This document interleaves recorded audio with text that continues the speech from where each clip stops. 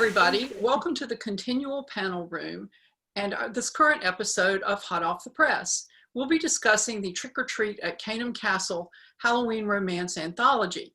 I'm your moderator, Nancy Northcott, and I'm also a contributor to the anthology. With me tonight are two of my fellow contributors, Jeanne Adams and Gail Z. Martin, writing as Morgan Brice. Unfortunately, our fourth contributor, Karen Crane, could not be with us tonight. Jeanne, why don't you tell everyone what Caynham Castle is? Well, Caynham Castle is a castle on the Welsh border in England.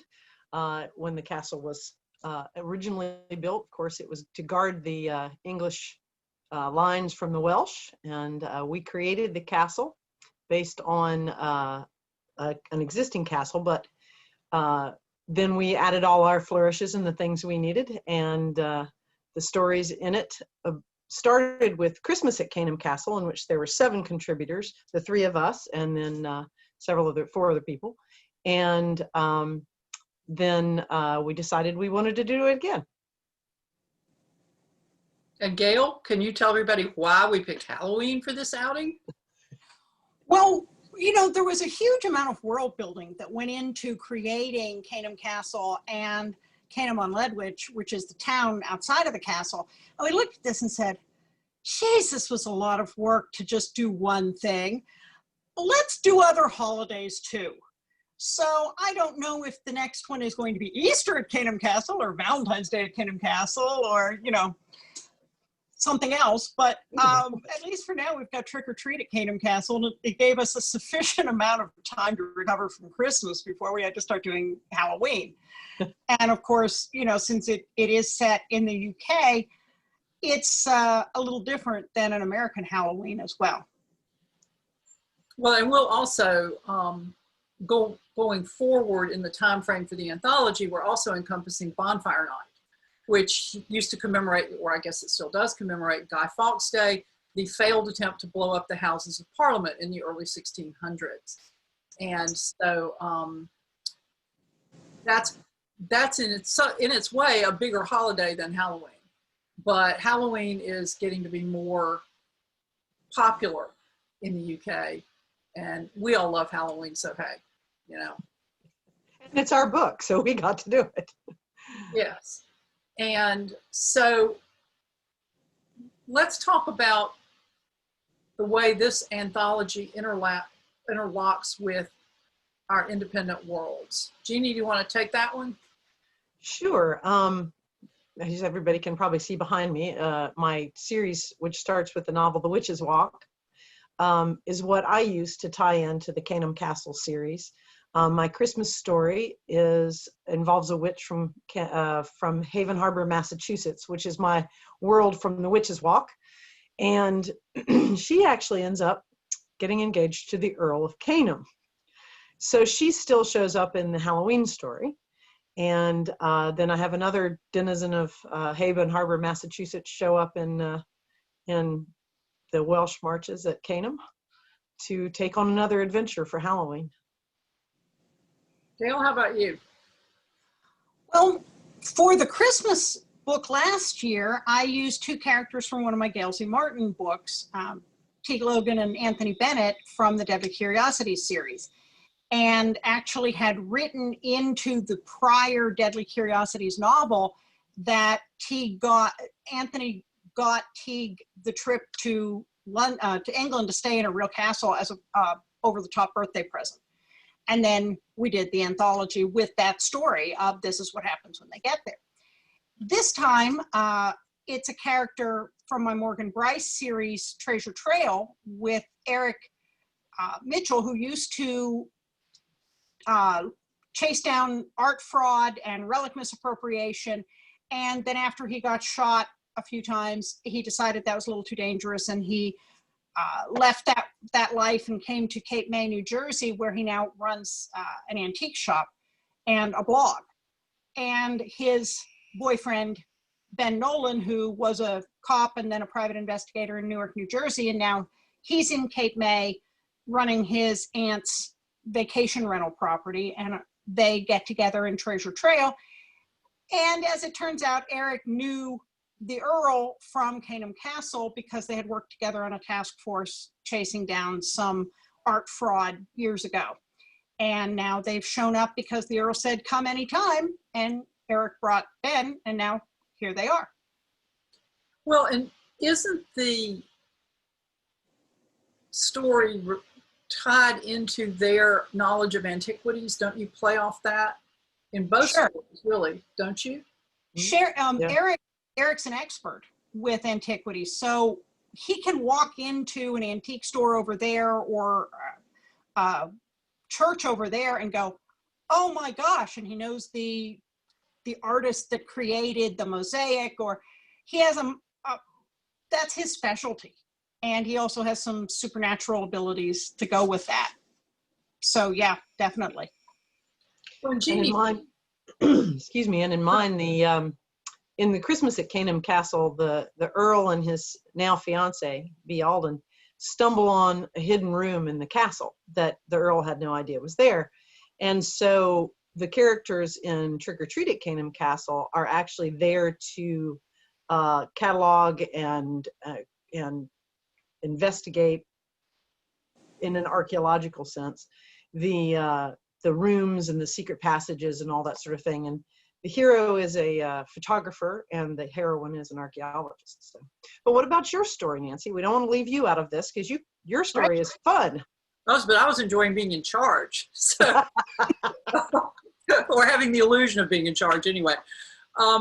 Jeanne, Gail, you probably are aware that Jeanne and I were in an anthology a few years ago that was a shared world anthology. And I thought when we got kind of covered the this anthology, we would talk a little bit about shared world writing in case there's somebody out there who's interested in having a go at that. But we each had to write a novella taking place in the same place on the same night. And that novella for me launched a spy series with a multinational covert organization named Arachnid that I had set up. So my stories for Caynham Castle are romantic suspense featuring agents from the Arachnid agency. And my Christmas story was about an agent whose father had recently died and was receiving an award for his service to the Caynham Castle Foundation because he was a historian. He had written the history of the Marcher Lords of Caynham Castle. So he was here to get this award to commemorate his father's work. The fly in the ointment is there's an assassin after him. And so that was kind of fun to do a little bit of action adventure in there. And my story for this time is a second chance at love story. It's two Arachnid agents who trained together, had an affair, broke up messily because don't they always, and then they're back at the castle. But you know, one of the things I like about this kind of series is that everybody in our little contributor group can find a way to make it work for her series that she's writing outside it. So, you know, we don't have stories that are outliers for everything else that we're doing. We have stories that we can slot into other things that we're doing. Yeah.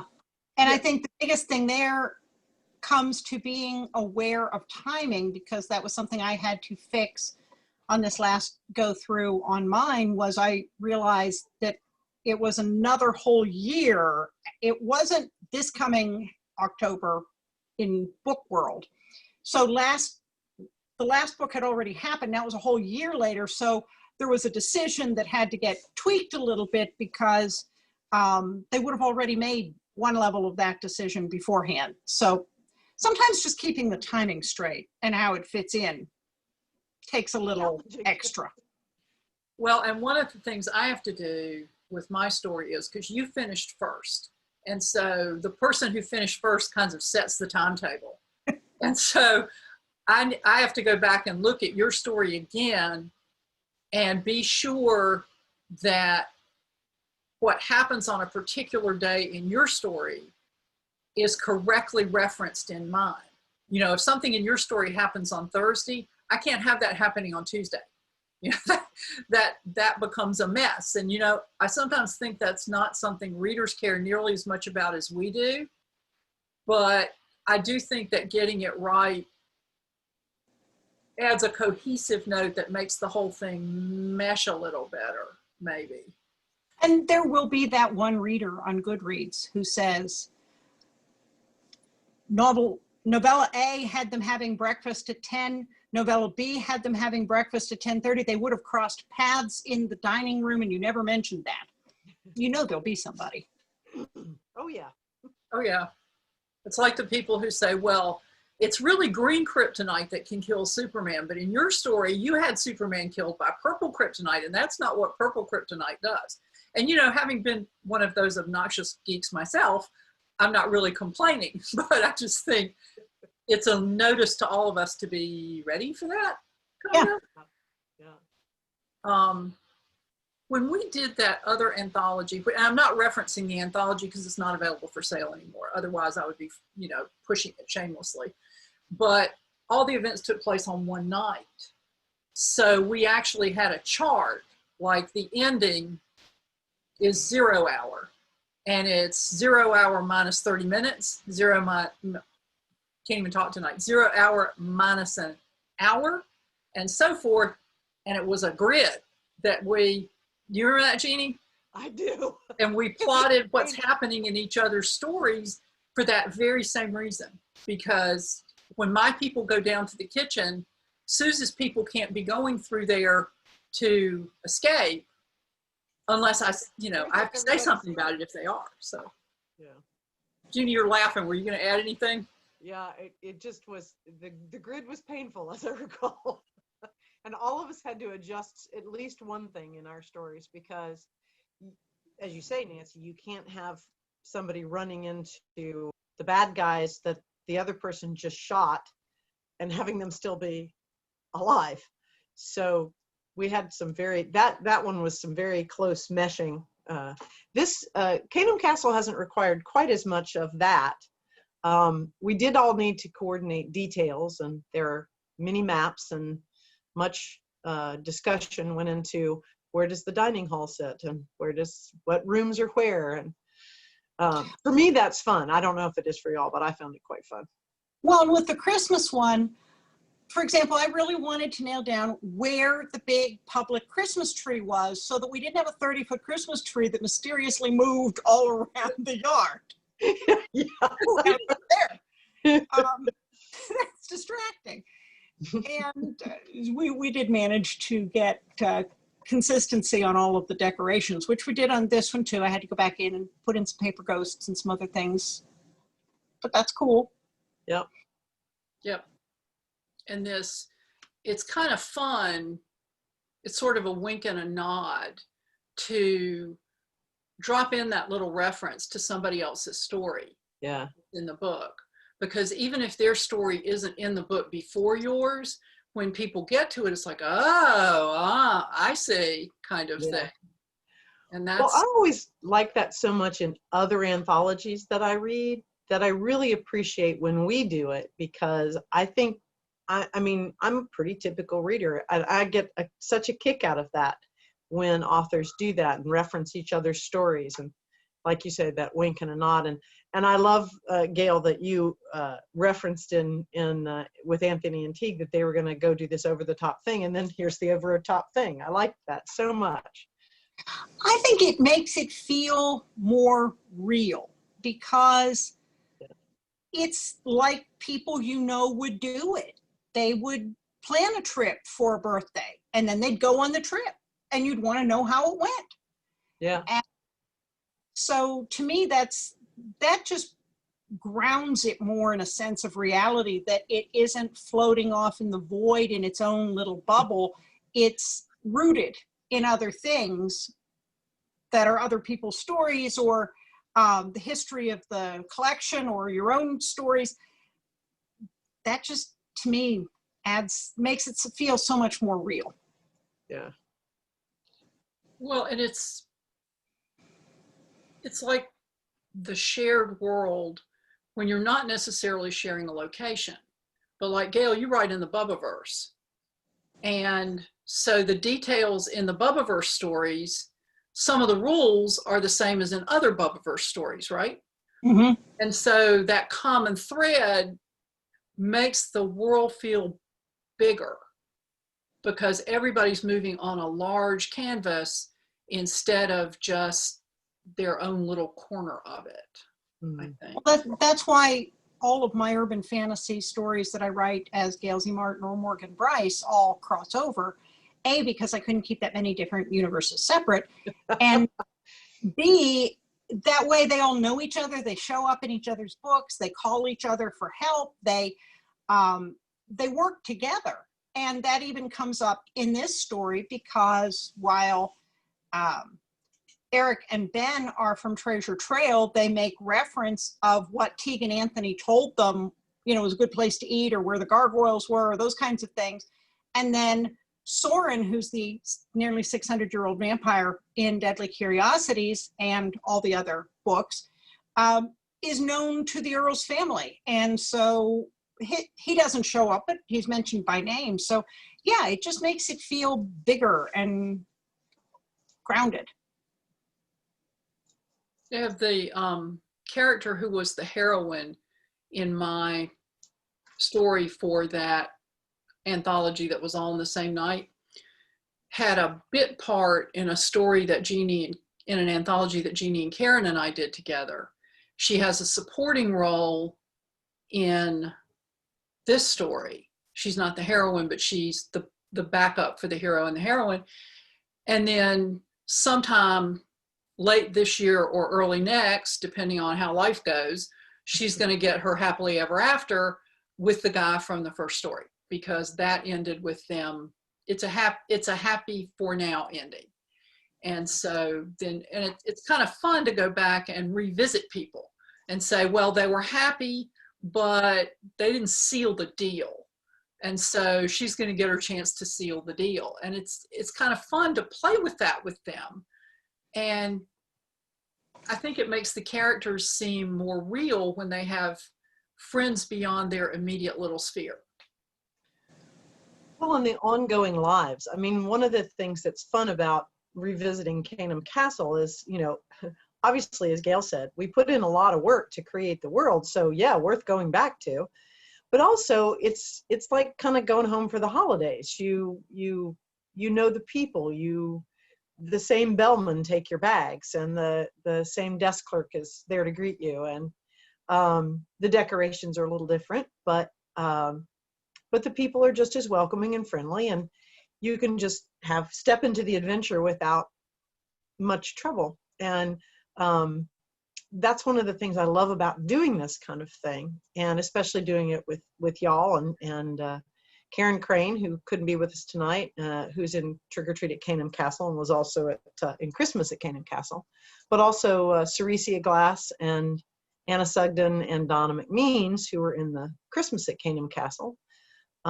Playing with them in this world was just super fun because everybody had something to add. Well, and I think the other thing that's kind of cool is you get to see the world through different characters' eyes. So Teague and Anthony are very different people with very different life experiences and areas of expertise, as well as supernatural abilities, than Ben and Eric. And so what they know, what matters to them, Ben has never been out of the US before. Eric has traveled extensively and ran in high circles based on what he did. So Ben's first impression when they get to the castle is, holy crap, it's a castle. And Eric says, you knew we were coming to a castle. Yeah, but it's a castle. And Eric said, yes, I tricked you by telling you we were coming to a castle. But to Ben, it's that experience that I had the first time I went to the UK and saw a real frickin' castle, that we don't have those over here. We have some big houses we've built more, but we don't have a castle. And especially not one that's been there for 700 years. You make fun of the people who go to New York City and have never seen the tall buildings before, and they stand there looking up because you're in a trench of man-made buildings. I was doing that with castles, like, wow, castle. So Ben kind of has that experience, and Eric finds it really charming, but with Tegan and Anthony, totally different life experience. So it's fun to see the world through different characters' eyes is what I took a long time to say, sorry. Well, and you know, for me, picking up on that, I'm a castle geek too. I mean, castles are my jam. And I like to look at the Great Hall, and I like to imagine what it would have been like when the whole castle household was assembled there for dinner. And there's a castle actually on the Welsh Marches where the outer courtyard is 5 acres. And I can see a military force in my head assembling there before they march out. And it's such a secure place to assemble. And I sort of imagine people in period dress going through the towers, and yet my spies don't geek out about the castle. I mean, the heroine in this story kind of has a minute of a geek out, but wow, it's really great. But they're looking at it from the standpoint of what are the safe approaches? Where are the weak points? In my Christmas story, the heroine looks at the fire escape door in their room on the top of the tower and goes, yeah, any exit can also be an entrance. And she puts explosive bolts on it. And the hero is, are you crazy? That door is hundreds of years old. And she goes, nah, the door's new. Besides which, it'll cost less to replace the door than to replace you. So we're doing this. And so it's kind of fun for me to step outside my, oh my gosh, it's a castle. Oh my gosh, I bet they did this over here and that over there. And this is so wonderful. And it's really too bad they didn't have toilets, to think about, you know, if it's an object to be defended, you know, it's a different mindset. Jeannie, what? I'm still stuck on the toilet. Sorry, but they didn't. So. A mittens or a guardrobe. I don't know, it just tickled me. Well, and you know, I went and I took all those pictures, as y'all know, that I barraged you all with. Look at this, and isn't this cool? And look at that, and isn't that neat? And then we proceeded to change it all around. And then Jeannie, I know. demonstrating her masochistic tendency, said, I'll draw the floor plan. And so she draws a floor plan, and somebody said, well, can we have a terrace off the back? And Jeannie's like, sure. And she puts a terrace off the back, and somebody else goes, we need a gift shop. We need a gift shop over here. And so Jeannie goes, I'll put a gift shop, and she generates another set of drawings. And then I'm like, wait, the tower my people are staying in is totally walled off. There's no door from the courtyard. What are we going to do? Jeannie goes, I can fix that. It's like, and it was just, I would not have had the patience to do what Jeannie did, but I was so glad she did it, because it makes it, that way we're all describing the same place when our characters are moving through it. And I do think that's matters. And then she did the series Bible as well. And so I kept coming back to her and going, okay, well, where in this crypt are people buried? Are they buried in drawers? Are they buried in a wall crypt? You know, how does this work? And when did they start doing it? And all these really weird little things, but I had to get them right and make them mesh up with everybody else. And I didn't want to assume. So I asked her a gazillion really weird questions that are now in the series Bible. Yes. They are now canon. Huh? What? I said they are now canon. They are canon. One of the things that Jeannie came up with for her Christmas story, and since she's created the Earl of Caynham, who owns the whole shebang, she had to kind of figure out how do you keep the lights on, because taxes on places like that are so high in the UK. And so she came up with the Earl running this bee industry. You know, he has beehives all over. I swear there are more beehives on the latest drawing than there were on the last drawing, but that's okay. I sneak in a couple more every now and again. Yeah. So my hero in this one thinks this whole bee thing is ridiculous. And that's his motif. Yeah, we're on the Earl of Caynham's private land with his private bees. Whoop-de-doo. You know, it's like, but it's a wink and a nod to the bee industry in the story. Well, and the Earl also has a brewery on the outskirts of town. And I put in a wink and a nod in that. When we were in Scotland several years ago, we visited Inverary Castle, and it, again, has had to figure out how to make ends meet. You have the Duke of Argyll, as in socks and sweaters, who married the heiress to the Cadbury chocolate fortune, and that's who runs the castle. But it is self-sustaining, and they have a restaurant and a gift shop. But they told us on the tour, and if you're in the restaurant, it doesn't happen every day, but he is there a lot of times. If you see a guy wearing an apron that says Duke, it's the Duke. Oh, how cool is that? So I put something in about, and if you visit the Earl's Brewery and you see a guy with an apron that says Earl, that's him.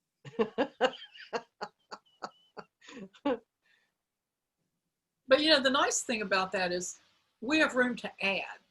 You know, if there's something else, we just have to be careful not to undo what we've already done. Right. But we can add things to what we've got as we go along. But even that's kind of funny, because you send out an email to everybody. In fact, I'm about to do that this week, going, is it going to mess anybody up if we put a gate to the inner ward that you can't see because it's kind of situated behind the chapel? Because fire escape, and not every tower has a fire escape that goes outside, and you don't want people trapped in that courtyard if the buildings are on fire. So they have to have a way to get out of the curtain wall, even though that would probably make the original builders of the castle spin in their nice tombs in the crypt. Well, and I think the other thing that is really fun for me about something like this is the serendipitous things that come up when you research. So, you know, my guys think they're just going to go have a vacation and eat some of those yummy little cakes at the tea shop, and they end up solving a 700-year-old mystery involving the Knights Templar. And one of the things that shows up in the story is inspired by a real location that I mention in the story where the same thing exists, only, you know, minus the treasure. But I didn't know that when I started the story. I didn't know that when I said, hey, I wonder if there'd be a connection with the Knights Templar. Oh, look, wow, that's really cool. And that to me is the serendipity and the fun of pulling these things together. When you find that research piece that is exactly what you needed, but you didn't know it was what you needed until you found it. Yeah. And some of the rabbit holes are just so much fun. Well, like what? Well, as you both know, for Trick or Treat at Caynham Castle, we actually created a forest adjacent to the castle called the Forest of Saxon 100, which in the actual area of where this takes place, the real UK, there was an area called that, but it's not adjacent to the castle, and it is not a forest, and it has nothing to do with with any of this. But we created it because we needed a forest. So, you know, going down the rabbit hole to look at what should we name it? Well, there's this road and it's called this, and there's this road, and well, maybe not. And then the whole thing with Saxon's 100 and finding out that that was a name that was originally attached to a part of the area. And, oh, that'd make a great name for the forest. That's good. And, you know, just some of the things like that, you know, investigating when I first started my story, I was going to use the aqueducts. They have canals that are like raised canals that go across miles of aqueducts, and they have these narrow boats that go down the aqueducts. I spent several days on that, didn't use it, but it was fun. I watched lots of video about people going down the aqueducts in narrow boats. It was really cool. Couldn't figure out how to use it. I started to throw somebody off of one of them, but it didn't work out for me. I just spur of the moment killed somebody. And now I have to figure out how that's going to wrinkle through the story, because it wasn't in my original plan. But I wanted a place that was, my story involves a kidnapping. The son of a weapons developer is kidnapped, and our hero and heroine are working with the British Security Service, who are not real fond of them because they see them as sort of color outside the lines rogues, which is exactly what they are. And I wanted them to find him in an isolated place. And I discovered that they had caves in Shropshire, but they also have mines in Shropshire. So then I started looking at mining in Shropshire and what kind of mines would they be and where would they be and how would they get in and out. And I thought, wait, time out. You don't need that. So, I yeah. did the same. What, Gail? I did the same thing as I was trying to figure out, what would work best for one of the climactic scenes. Yeah, hit the same things. Yeah. And so I don't want to say that they find something in a cave and then again that knowledgeable reader says, well, geologically there are no caves in that area because big, technical explanation. You're going, oh crap. So you have to make sure if you say there's a cave, there can be a cave. Not that there's a cave, but they could have a cave in the place you need it, and the geology isn't working against you. Yeah. Well, it's like people saying there are hills in Texas, mountains in Texas. Well, there are some hills, but not mountains like you think there might. When somebody calls something a mountain in Texas, not what somebody from North Carolina or somebody from Colorado would think of as a mountain. And you can sometimes get yourself in real trouble with that. I'm sorry, it's very flat there. And you've already said it's rolling hills, and you're like, no, it's kind of flat. Well, I was at a convention where a guy who is a geology professor does a class on geology for writers so that writers don't screw this up by having people like mine coal where there would be no coal, or oh look, there's emeralds. No, geologically you wouldn't find an emerald there. And that's his whole class, which I think is terrific. I haven't been able to take it, but I love that idea of here's how the ground under your feet works.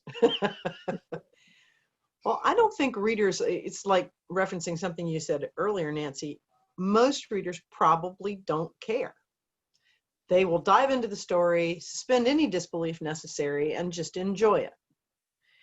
They're there for the adventure and the happily ever after.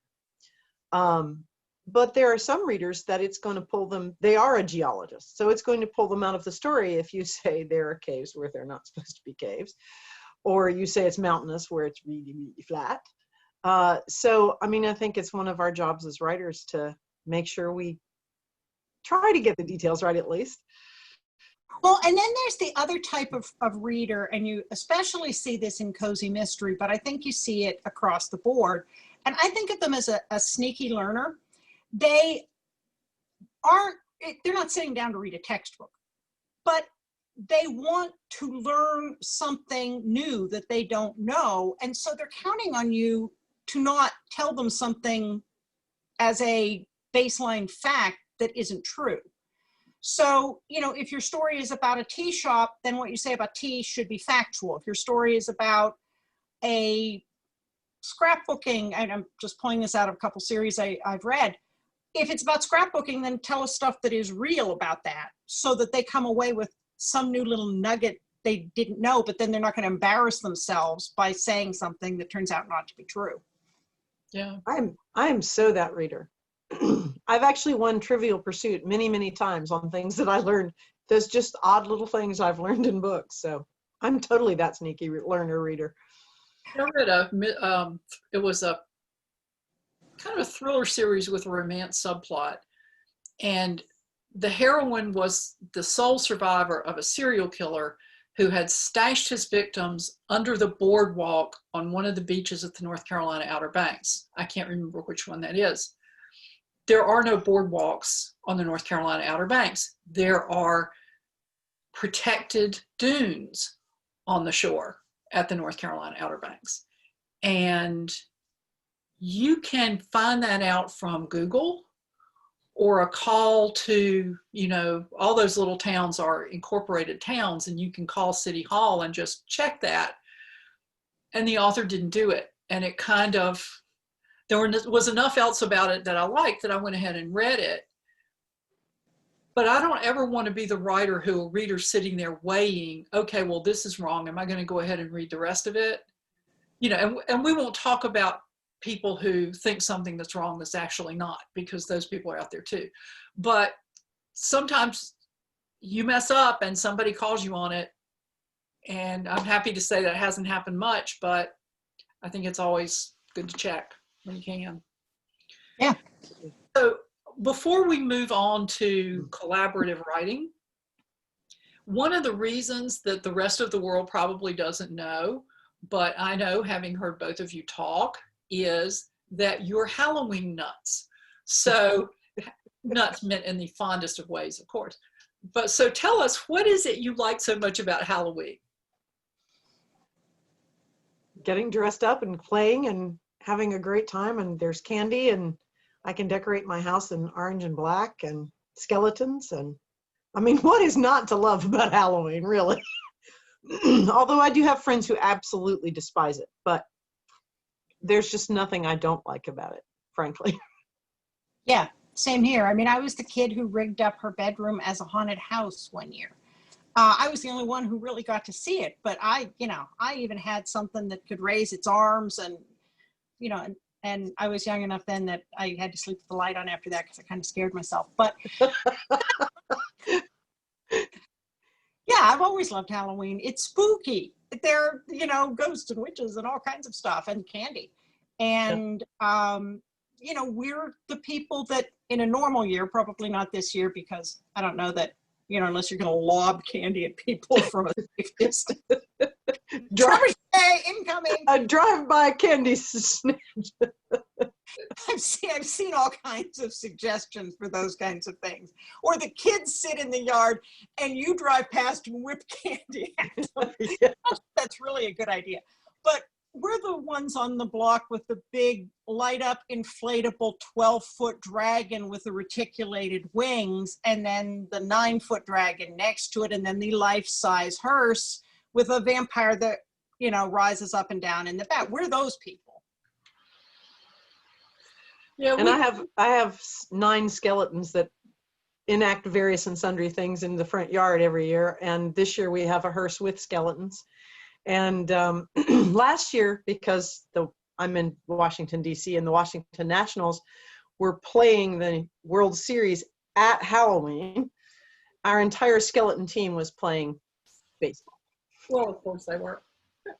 Well, and there's a catalog that has all kinds of over-the-top decorations for all of the seasons, but particularly for Halloween, I always go through it, and the stuff's not cheap. And I always think, who on earth buys all this stuff to deck out their mansion with this and then puts it in storage? Because that would be amazing. But I always am, teeniest bit envious of being able to actually deck the house out, except if I had all those things in my house, I'd probably have to sleep with the light on again. We were in New Orleans not long before Halloween one year, and we were taking the streetcar down St. Charles Avenue. And as you all probably know, there are those huge houses, some of them close to the street, some of them set farther back.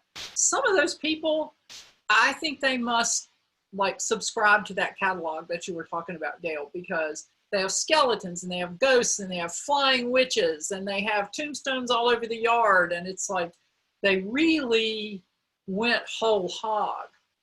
We just had, at one point we had one skeleton because the boy wanted it when he was little. And we had something that made, the dry, foggy stuff. And then he went off to college and we're like, that's a lot of work. Take it down.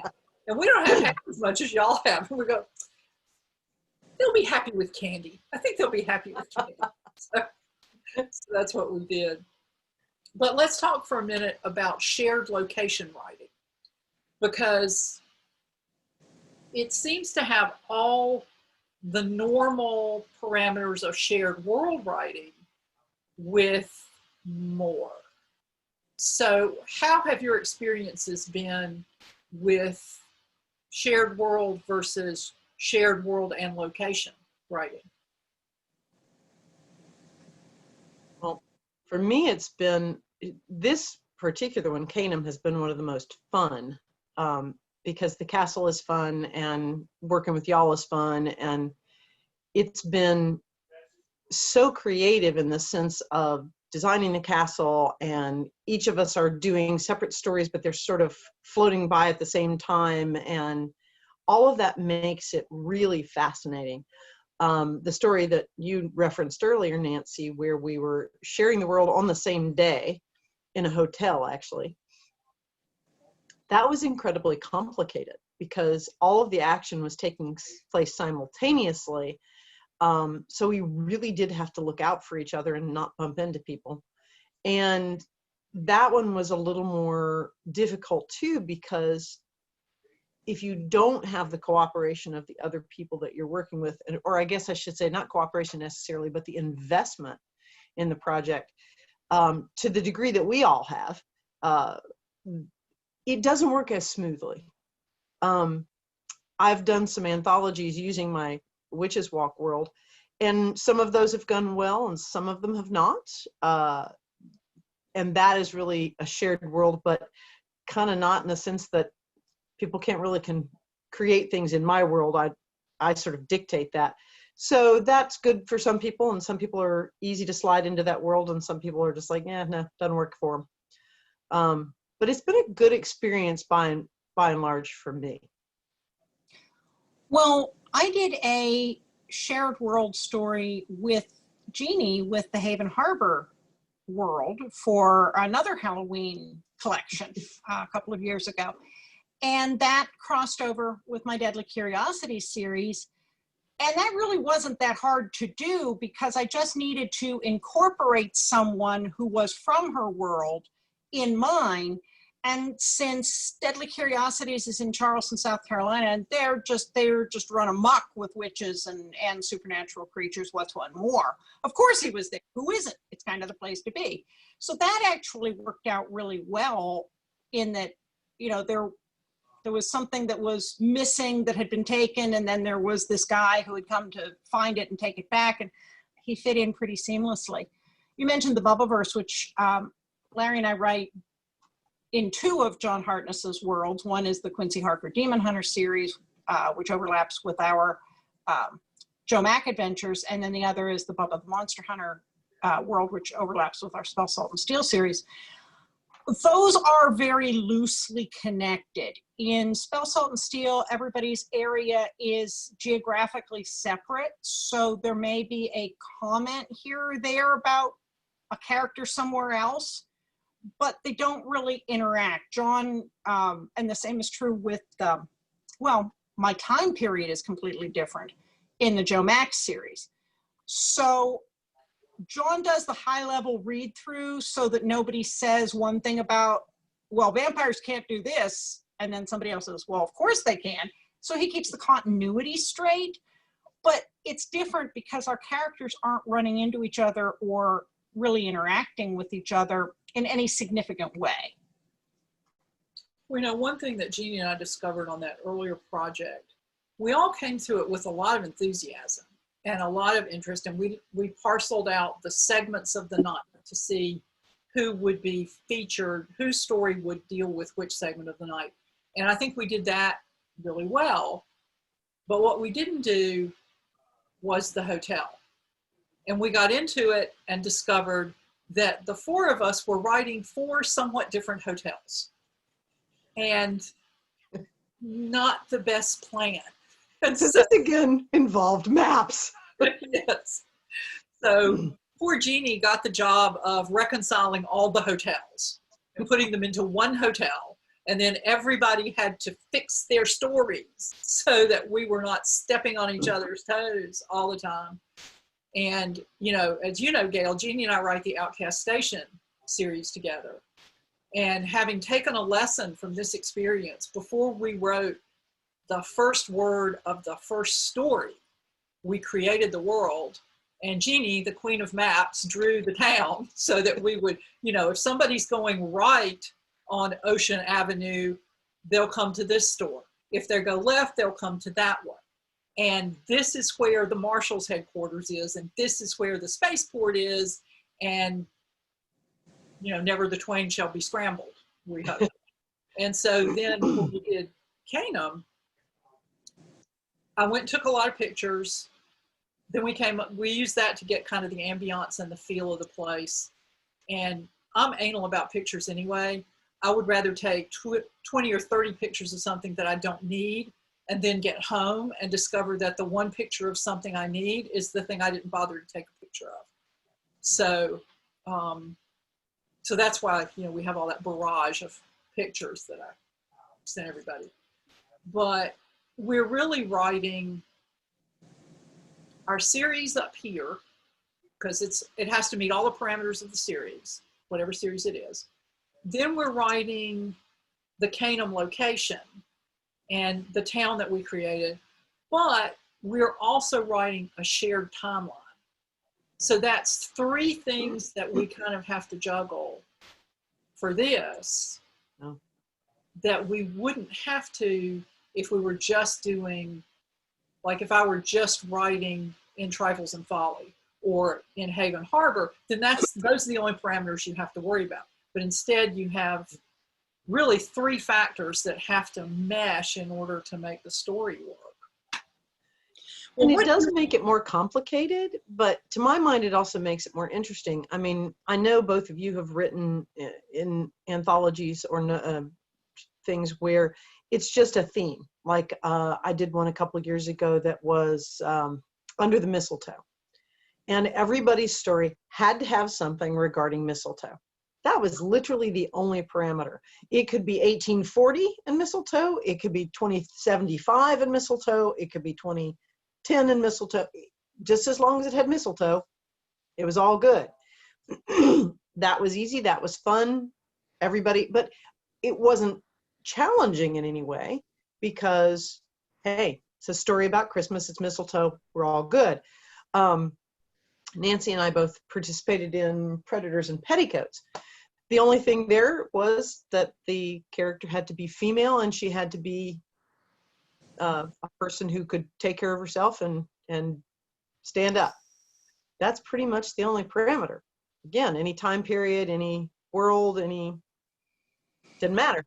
So those are fun and interesting, but something like what we've created with Trick or Treat at Caynham Castle, to me is, and also Nancy, you and I doing Outcast Station, is more fun because it's more intricate. And I like that idea of sort of all three things and having to sort of balance. I'm a glutton for punishment. Well, it was fun to create the town because everybody said, okay, for my story, I need this. And we were all in agreement that an English town on the Welsh Marches had to have a pub.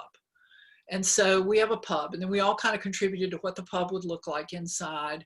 And then for Christmas, Anna Sugden actually got us permission to use the name of a tea room and knitting shop near her.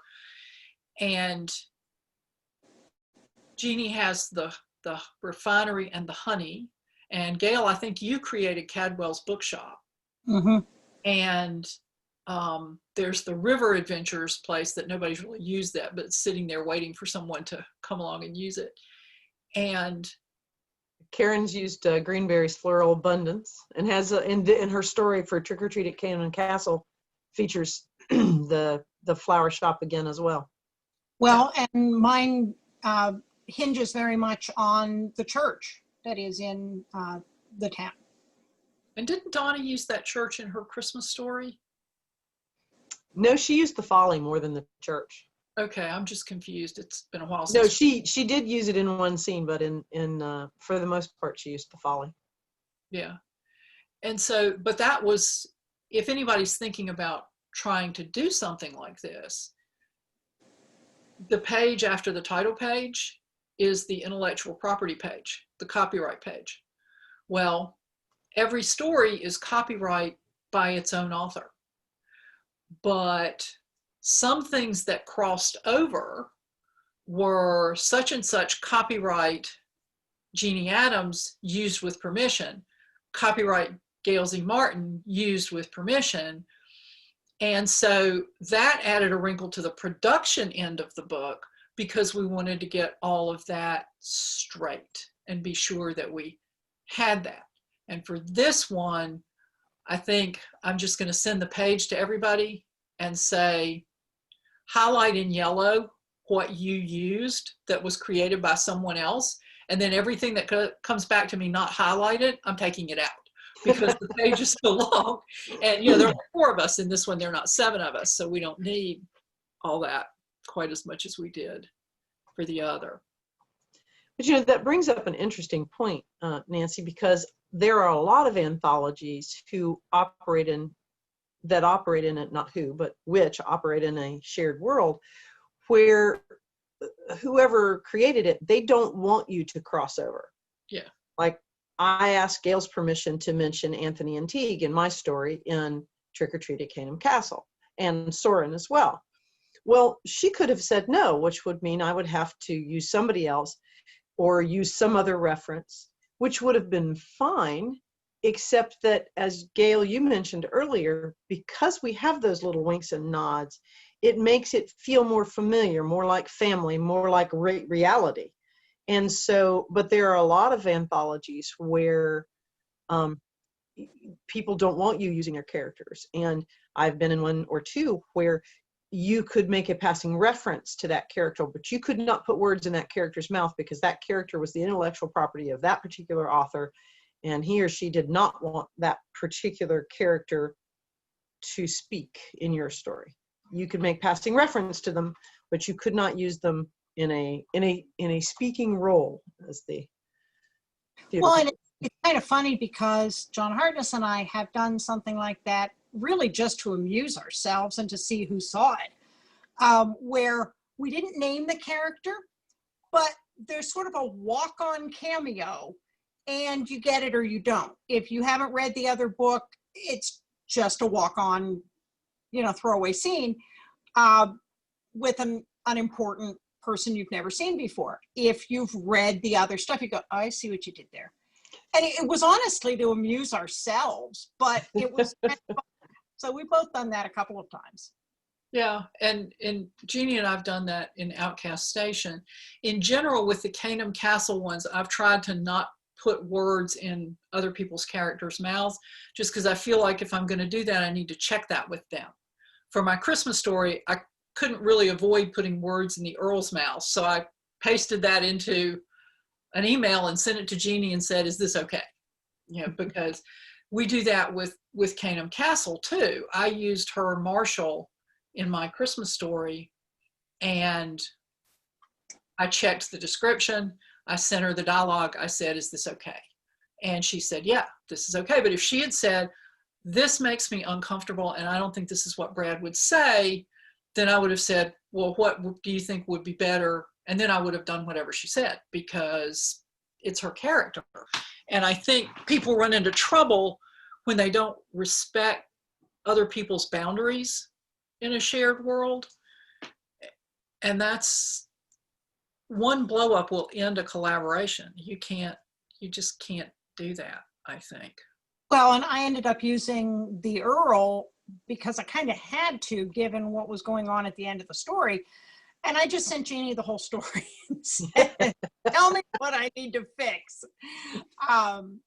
So yeah, but that's because he's the Earl and there are some things he's going to have to be there for. Yeah. But I think that's another thing for me that makes these kind of collaborations fun is when you collaborate with people that you trust to do that, it's interesting to see how they portray your character, the character you created. I mean, the Earl is a character I created. So it's fun to see him, it's like you said, Nancy, sort of see the castle from different angles from other people's stories, is to see those characters from different angles from other people's stories. And, one of the things that, as we're talking to people out in the audience, if you're going to do this kind of thing, make sure you trust the people you're doing it with, because if you don't, it gets very unpleasant. Mm-hmm.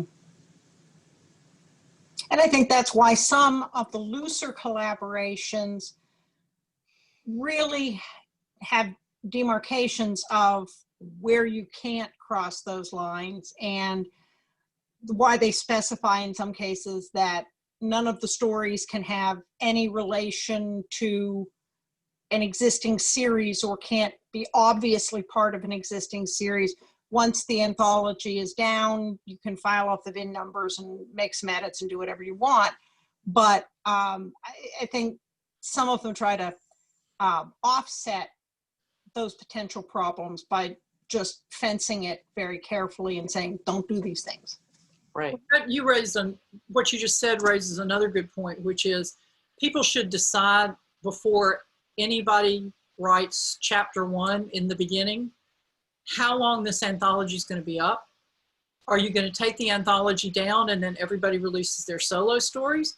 You're going to leave the anthology up, but after a certain period of time, everybody can release their solo stories if they want to, because that's another one of those minefields that if you don't work it out in advance, you get halfway down the road and you step in it and bam, and everything's a mess. So if anybody out there is thinking about that, that's another thing to put on your checklist of issues to talk about up front. So we're coming up actually on an hour. Went by fast, was a lot of fun, at least from this chair. And so let's just go around the circle, such as we are, and give us a brief rundown on your story and tell everybody where to find you. Gail, you want to start? Sure. Well, the story is Secrets and Ciphers, and Eric Mitchell and Ben Nolan come for a fall holiday and find themselves dealing with an old scandal and solving a 700-year-old Knights Templar mystery. And you can find me online at gailzmartin.com and morganbrice.com, and all of the other social media sites are based on those names. I'm pretty easy to find. Just make sure you get the Z. And I'm Jeanne Adams, and you can see the spelling. And it's you can find me mostly on Twitter, but I'm also on Facebook and Pinterest and Instagram. And my story is, as I said, an archaeologist has come to explore the secret passages and secret rooms that the Earl and his fiancée stumbled on in Christmas at Caynham Castle, and have all sorts of adventures with ghosts and relic thieves and somebody who really wants them dead. So it's sort of a paranormal romantic suspense, which I tend to like, as you can see from The Witch's Walk. And as Gail said, you can find me on the web by the name. Well, as I said at the beginning, I'm Nancy Northcott. In my story, which is a second chance at love story, my spies are helping the British Security Service guard a weapons developer whose loyalty is somewhat in question. When her son disappears, at first nobody knows if he just wandered off or if this is something more sinister. And hunting for this child gives them that second chance at love if they have the courage to take it.